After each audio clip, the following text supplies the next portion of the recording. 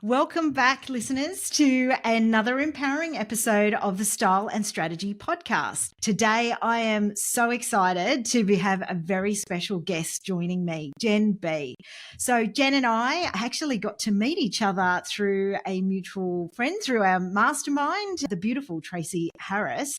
And Jen was just this amazing, vibrant personality, but is also a powerhouse in the realm of personal branding as well as empowerment. With over 3 decades as a designer and strategist, Jen has made it her mission to empower women over 40 to embrace their personal brand and live in full color. She's here to share her inspiring journey, insights, and actionable strategies to help you unlock her true potential. Jen brings a wealth of experience, having worked with clients such as CBA, Kimberly-Clark, Citibank, and Woolworths. But it's not just about the big names. Jen's personal touch and dedication to her clients truly sets her apart. So grab your favorite beverage and get cozy. Let's welcome Jen B to the show. I'm Sonia, a personal brand and style coach. My journey began in the corporate world and through lived experiences has led me where I am today. I've walked in those uncomfortable shoes, faced the same challenges and questioned my path to professional success while simultaneously navigating my personal style journey and the challenges that each decade brings. I wholeheartedly believe in the fusion of personal brand and style strategy. My mission here is to provide you with practical, actionable strategies and lived experiences to help you unlock your next level of success through the power of personal brand and style. Let's get started. Welcome, Jen. I'm so excited to chat to you today. I'm like, oh my gosh, is she talking about me? Thank you for having me here. I'm so excited to chat with you today. Yeah, no, absolutely thrilled. Jen, I know your story and it absolutely moved me the first time I heard it. So I would love for you to share a little bit with my listeners around your background and journey, because I really feel that it resonates with so many people out there. So maybe if we start there. Absolutely. So for many years, like literally since, I guess, the day I was born, I was labeled big. My dear mum, bless her, and mum is now gone and I miss her every day. She was my biggest cheerleader, but she was a teeny tiny ballerina. And she went into the hospital at 51 kilos, weighing 51 kilos. I came out at 4 and a bit kilos. So you know what? I was like nearly 10% of her body weight. So it was the little mother with the big baby, because I was so different, I think, to her. And so it was always labeled kind of big. And so, Jennifer, you should wear black because, it's so flattering. And I'm plus size. No doubt about it. I was big the day I was born. I'm still big now. But, I always say I can't shrink my bones either because I have a very broad frame. But it was, yes, you should wear black. So, as life went on, I tried to conform to who I thought I should be. Bring in a narcissistic ex-husband who takes tearing down people to the whole next level. By the time he actually left that marriage, I was pretty broken and I had no self-esteem, no love for myself, only actual hate. And I was truly broken. And, I move on to something that's a slightly different story, but still also super empowering, I think. And lots to do. It's funny. I just did at the time. It was just like I was just doing what I had to do. But, it turns out that was not the normal thing. So at that time when he left, I really wasn't working because I hadn't needed to. And I was left with my mum who lived with us, my daughter, and our cats, because I am a crazy cat lady. Those that follow me, and hopefully I might see some of you lovely ladies on my Instagram. Those that follow me know I'm a crazy cat lady. But anyway, I thought, what am I going to do? Where do I go? What do I do? And so I decided that it was going to be easier to build a business than move house. So I said to my ex, I think I might buy you out of our home. And he looked at me and he laughed. And he said, you'll never be able to do that. And I went, right. Sweetie, You just watch me. And 12 months later, I did buy him out with the biggest mortgage that my mortgage broker had ever got for a single woman. And that was this catalyst in my life that I realized we as women can actually do whatever we want. You know, we are strong, we are amazing, we are phenomenal. And when we put our minds to something, we can do the thing. Life went on. I met a truly amazing man. I am remarried. I have a wonderful, wonderful second husband that supports me in everything that I do. And he tells me every day, I love you. You're beautiful. You're amazing. But you know something? If you don't believe it, it's really irrelevant what anyone else tells you because you don't listen. Exactly. So, you know, time went on and I was still there trying to be who I thought I should be. Should is a word that's actually kind of banned from my vocabulary, but I'm using it here today because, you know, it's pertinent to the conversation. I feel we should stop shoulding all over ourselves just quietly. But yeah, moving on, thinking, you know, and being who I thought I should be. You know, I was working in corporate. So I was a designer, brand designer in a corporate company, trying to fit in, trying to, you know, be invisible and stay hidden because, you know, I was too scared to stand out because my ex-husband used to say to me things like, you know, you used to be so pretty before you got so fat and ugly. Nobody actually likes you. They just tolerate you. Nobody really wants to be around you. You're a crap mother. Like all of the things. And you know what? We take all this on board and we keep it. It's suggestive language. And, you know, that's why with my darling mum, you know, who, as I said, I have no malice to her because it was like she was doing what she thought was the right thing. You know, she was a lady. She had me, who was, you know, big, fairly flamboyant as a young person. I was very different. And then the ex that just wanted to be mean, I guess. So, yeah, I was trying to fit in. And then I was actually made redundant in 2020 at the age of 52. And I was devastated. This is the end. What am I going to do? You know, nobody's going to want a 52-year-old designer. It's all about me. I'm not good. I'm not enough. You know, that's why I was like, oh. The fact of the matter is they literally just wanted to take it offshore.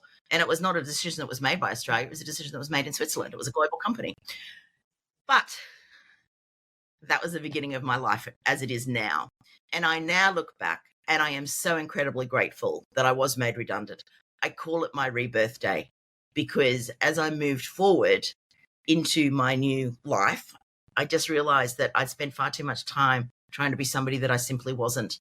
And, you know, I'll read you my favorite quote. You know, maybe the journey isn't so much about becoming anything. Maybe it's about unbecoming everything that really isn't you. So you can be who you were meant to be in the first place. And I now am who I was meant to be in the first place. Yeah. And I've got pink hair. I'm heading towards 56 now. I've got pink hair. I wear lots of color. Pink glasses. I embrace color. I dance in public. I just live my best life. And for any of you that are listening out there that are in the phase of midlife, trust me, it's the best time ever. I love that, Jen. I better stop talking. I feel like I just went. No, thank you, Jen. There are so many pivotal moments of what I would describe, it's like micro transformations that have actually occurred through your journey. And I think that's what really resonated with me when I heard some of your story.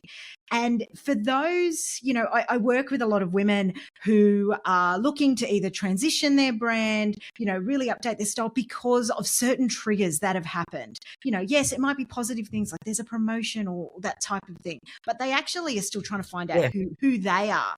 And so if I take you back to those corporate days where, you know, and for the listeners, you know, I've seen photos of what Jen was like back then. And if I compare to how she is today, it is literally like seeing two different people. So I'm keen to understand when you sort of were in that environment, you know, looking back and reflecting on it now, what do you think were some of the things that maybe you recognize now that you could have done differently, or you would have said to that, you know, younger self back then? I honestly would have said just be who you are, be who you're meant to be. Because, we spend so much time trying to fit in. And I might add, my corporate job they were a great company. It was not unpleasant to work there. It was actually a really good company. They were very caring. They were very, very much about, the staff being happy, etc. But it just probably was a place I shouldn't have been. But I loved it at the time. And, towards the end, I was like, oh, there's got to be more. But the thing is, and this is what so many of us do, we try to fit in. We don't want to stand out.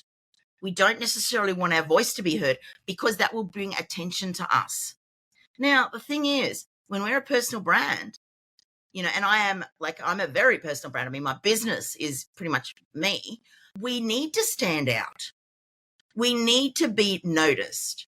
And that's the same in corporate.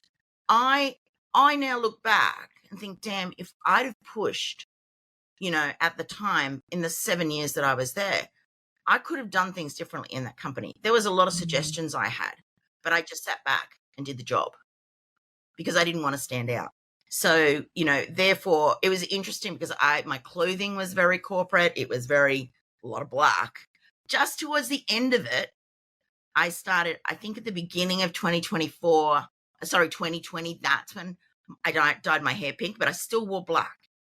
And not long before, I'm just trying to think back, I went to a party and I wore a really bright dress. And that might have been 2019. So I was just beginning to break out. And then occasionally I would wear them to the office and they'd be like, whoa, look at you. And it was like, well, I am the designer. I feel like I get, dispensation to wear something a bit different. But then when I was made redundant and found out my brand personality, now, you know your brand personality, Sonia, it gives you permission to step into who you really are, I find, as a business. But for me, everybody that is in a corporate job as well is a personal brand because we're all promoting ourselves. So, my advice would be don't just sit back and let people talk over you and remain invisible. Put yourself out there. Definitely. Create that style, that standout style. Yeah. And that standout style, that's you, right? And for some, Yes. it might be bright and bold colors. And for some, it might be there's a signature piece. There's something there that really represents who you are and the voice that you want to be heard around as well. So tell me, when you've moved then into sort of the entrepreneurial space and you really embraced who you were and really the color, I see that with the colors and everything. It really is this holistic combination of your inside matching your outside, right? Which is something I talk about a lot. What would you say really changed for you at that pivotal moment of starting to own that? Do you know what the most fascinating thing was? As I would go out and just be out and about, feeling very self-conscious in the color, because as a plus size lady, we are often told, we should wear black, but I would feel a bit self-conscious, but I'm like, no, I'm going to be brave. I love this. People would come up and compliment me. And people would come and say, you're so bright. You look so happy. You're making me happy. Like, oh, that's, I would be like, thank you so much. That's so nice. And then I kind of realized that also by being happy and being confident within myself to wear the color, I was actually making other people happy, which sounds really bizarre, but I get so many compliments on the color. And I think people see somebody that wears a lot of bright colors and kind of, it inspires them perhaps to think differently and to maybe go home and have a look at their wardrobe and go, oh, maybe I could wear that color, even if if they're plus size, like maybe I can go home and bring some color into my wardrobe. And yeah, I think that when that started, that made me kind of really begin to like myself again. I hated myself for many years. You've heard the story where I didn't get in a swimsuit for 15 years. I just couldn't. I thought I was too fat to get into a swimsuit. And then I did. And it was like, oh, I've missed out on all this time. And, whilst I'm still a bit self-conscious, The times have changed from me getting in the pool up at Airlie Beach with Tracy and Carl with the group of girls to going to Bali to actually in the March that next year getting on a boat in Hawaii in my swimsuit, standing in a queue of people feeling super vulnerable and very, very self-conscious to look around and go, actually, nobody's looking at you, because I wanted to dive with the turtles. And I was like, I'm not going to miss out on this opportunity. This could be a once-in-a-lifetime thing for me to do, and I'm going to get in that queue.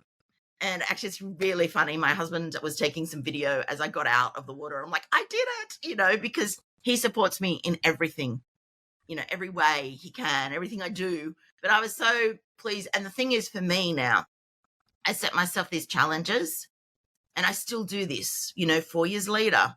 I set the challenges. If I'm going to be uncomfortable with something, it means that I probably should do it. I mean, let's not anything terrible, but, like if standing up and talking in front of a crowd of women, something like that, it's like, if it makes me feel scared inside, I'm like, okay, I need to do that.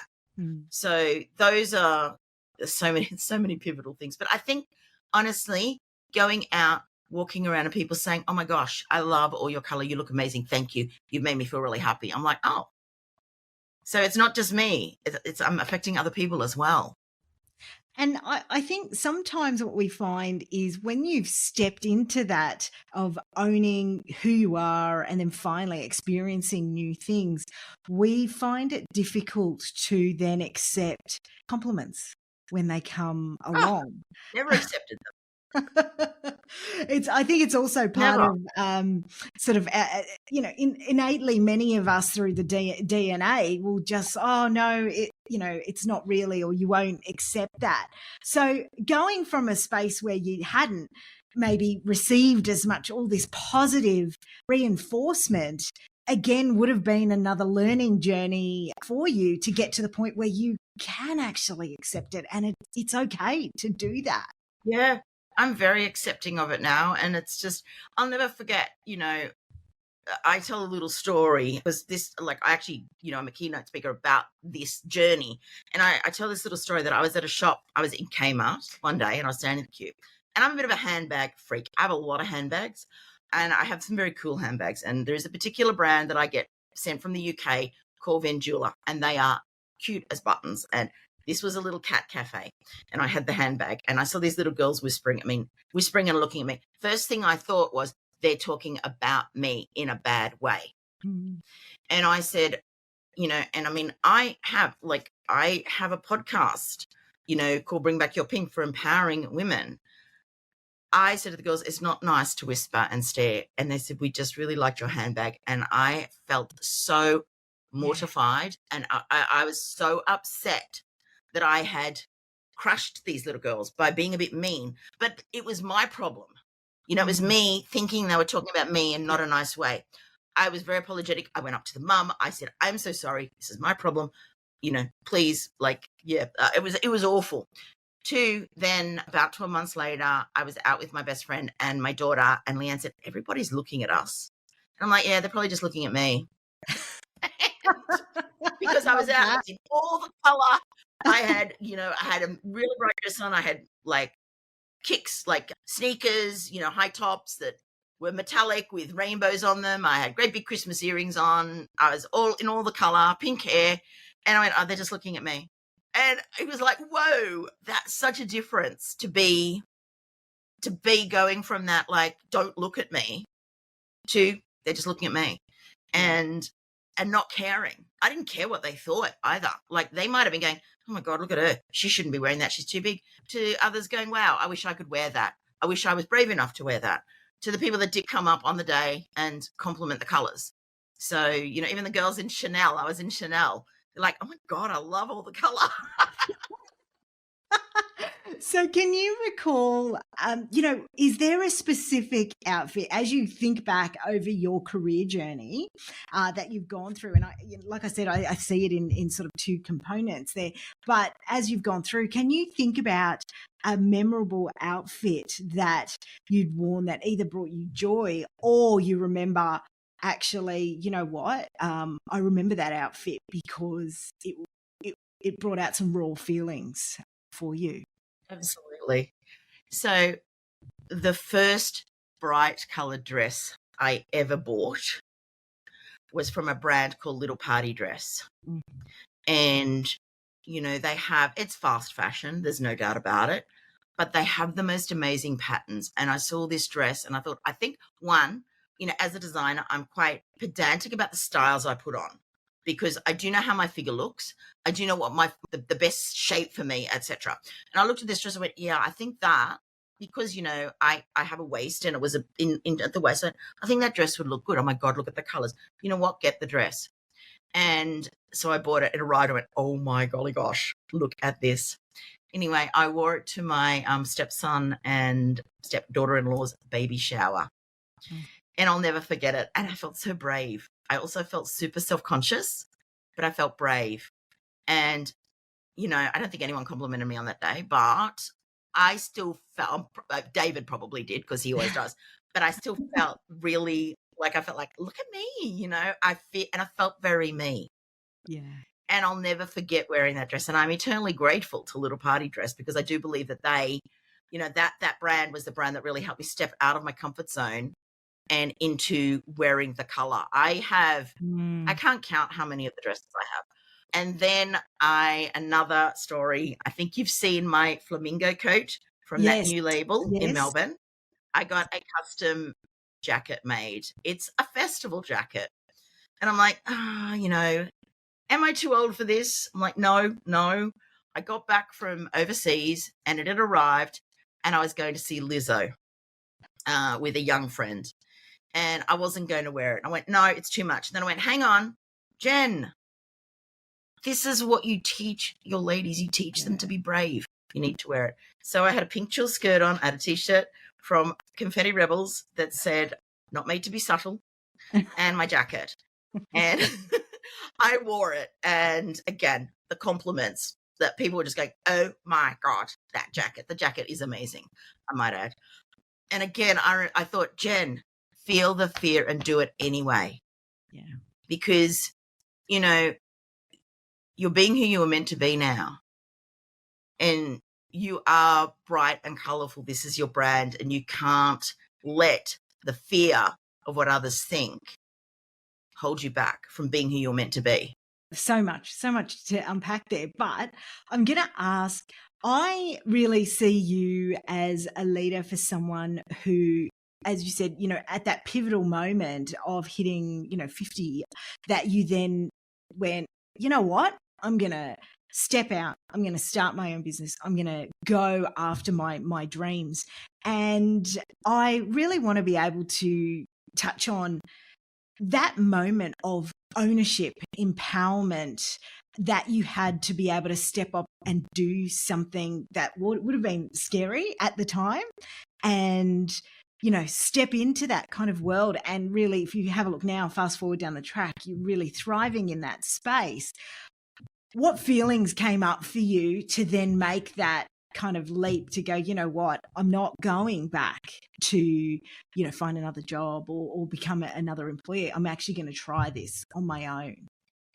So I had a side hustle at the time and I was really lucky that I was already working with Tracy and Carl. And I was also working with another coach called Yvette Mayer.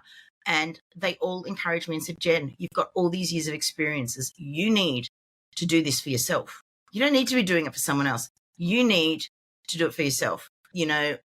I was beginning to come out of the shell, the brightness was coming and they were like, you need to do this. So I then decided, okay, I'm going to take a leap of faith in myself. And that's when I jumped in with Tina Tower into her group. And I met a lady there called Deb O'Connor, who's now a friend of mine and a mentor for me in branding. And she introduced me to the brand personalities. And then when I found out who I was, the creator magician, it just, I don't know, everything suddenly became very clear that this was what I needed to do. This is the path I needed to go. And I invested in myself with Tina. I'm like, right, you've got to have the courage. It's all about, I feel like, having the courage to get out of your comfort zone. I'm a Taurian. I live in my comfort zone. I much prefer to be in my comfort zone. I like it there. But if I didn't do that, I wouldn't be here today living my best life, like having a business that I love, having, oh my God, having 2 podcasts. Like, what the heck? How did that even happen? Being somebody that, people listen to and take advice from and recognize, like, I was at a crazy cat lady. I was at the cat lovers show. Somebody came up to me and said, I know you. I listened to your podcast. I'm like, oh my God. Gosh. How how in this crowd of 25,000 people, and that's the thing. I would have still been hidden and invisible and lying low. And now I'm just living. I am so grateful. Every day I wake up with the gratitude that this is the life I now get to live. So yeah, it was just involved me listening to people and not putting myself down and listening to what they were saying about me, that they said, Jen, you need to be doing this. Look at all the experience you've got. You are brilliant at what you do. You need to do it. And instead of going, no, I said, okay, I'm in. It's terrifying. Still terrifying. But, I'm there and I'm loving it. It took a lot to get over that negative beliefs, limiting beliefs, the self-sabotage, the mean girl. But, don't listen to them. They're not real. I love that so much because, through this podcast journey, I'm trying to really showcase for my listeners the different avenues and the different opportunities there are, and how your personal brand can play a role, but really innately understanding who you are internally and then which one of those paths is going to be the right path for you. And you know what? Sometimes it's not going to be all or nothing, right? We have the concept of a portfolio career and things like that. But, I love being able to hear that sort of journey you've also taken. So I've got 3 fast questions for you. One is, if you had to say what your signature style piece was, what would you say that is? I'm going to there's a couple probably. Handbags, like bright colored handbags. I love handbags. I have many, I probably have 25 handbags and I love them. And they go from, beautiful, incredible Valentinos down to, I don't know, you can't see my little car, my little pink Cadillac handbag from Vengula that I adore, and my flamingo coat. Love it. My flamingo coat. And if anyone wants to see pictures of those, I know if you have a look at Jen's Instagram, you'll be able to see some images there as well. Now, transformational read. So whether it's for those listeners looking for inspiration, either maybe what book maybe you're reading at the moment, or you might be listening to, or something you have read that you might, that really made an impression on you.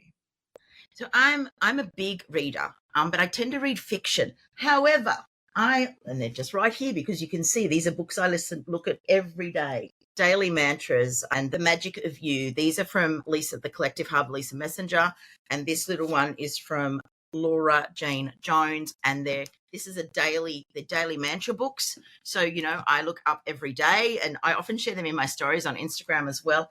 And this is the most gorgeous little bright book of, quotes. And I just look at it, it's like the universe loves you and needs you to learn to love yourself. So I'm very much about these little short books. I have a lot of beautiful books out sitting by my reading chair that are, the aspirational books and that, but I do love fiction. So I tend to stick with that. But these books, these little quick, yes, this is what you need today. Books are my go-to every day. I love that little injection of positivity. Yeah. So, and then the final question is in terms of mindset rituals. So we all have those days when we need an extra boost, right? We've all been there. So is there something that you do outside of the quotes that helps you feel empowered every day? Oh, let me think. I go and look at my before and after photos. Oh, wow. And I look back at the before and I think this is never going to be me again. I never want to go back there. I look at, branding photos. I've had branding photos done when I was being somebody who I thought I should be as a brand strategist. And I look at the photos now of me, the photos I get when I do branding shoots, and I compare them. I have a couple of photos that I look at when I was just all in black and just dead in my eyes. And like, you got this, girl. You got this. You are being who you're meant to be right now. And you are living your best life. And you are so blessed to be doing that. And, sometimes like days are hard, days are hard. Sometimes I get up and I'm like, we were just talking about like I've had to push a launch back, which I did not want to do because, there's just things going on in my life that are out of my control. But it's like, no, you got this. It's not the end. It's just, you're just moving something. So I look back at those photos and go, yeah, you know what? Never go back to that again. And never, ever want to be that person again. I am who I'm meant to be right now. And I love it. Goosebumps and starting to get teary-eyed. So I'm going to say thank you, Jen. That was incredible. Now, if people want to find you, follow you, find out more about you, I will have a whole lot of details in the show notes. But do you want to talk about some of the things that you offer? Sure. Well, I have two. Well, let's talk about branding. I am a brand strategist. I'm a brand foundations coach. I love what I do. I help women build a brand that will become a flamingo in a flock of seagulls to help them stand on their own 2 feet if life is not the fairy tale that we all wanted to be when we were little. If I can rewrite my story, so can anyone. And, that was started back, I guess, when, my ex left and I realized that we as women can do whatever we want. So I have courses, I work one-on-one. I was saying to Sonia, who I have actually worked with, she's one of my most amazing clients. Yeah, I have courses, I have one-on-ones. I have the Flamazing brand day, which I'm very excited about, just coming up. But you can find me and please slide into the DMs because I love a chat over Instagram. That's where I like to hang the most. It's Jen BeI brands. And just so you know, the BE is because I help women be who they were meant to be in the first place. But I also have a podcast called Bring Back Your Pink. And that's my passion project. And that's my podcast for women in midlife. And we talk about everything over there. We talk about, career reinventions. We talk about style. We talk about sex. We talk about all the things. So that's Bring Back Your Pink. And I just will share with you because my business is based around both Ambassador and flamingos. But did you know flamingos, when they are parenting, when they are stressed, when they're not eating properly, when they're burnt out, they fade and they lose their pink like I did. So I am out there to, one, show that you can get your pink back because I did, but to help other ladies get their pink back and live their most amazingly vibrant lives in midlife. So you can find me Bring Back Your Pink on Instagram too. Amazing, Jen. Thank you so much for sharing your story with my listeners. And as I said on the show notes, all those details will be there. So with that, and thinking of those beautiful flamingos, I will wrap up. Thanks, everyone. Thank you so much. Thank you so much for being part of this inspiring episode. If you found value in today's discussion, please don't keep it a secret. Share it with a friend on social media, tag me at Your Style Collective, and leave a review. Your support means the world. Join me again next week for another empowering episode of Style and Strategy, the Leadership Series. Thanks so much for tuning in. And remember, you're already taking that first step towards your transformation journey. See you next time.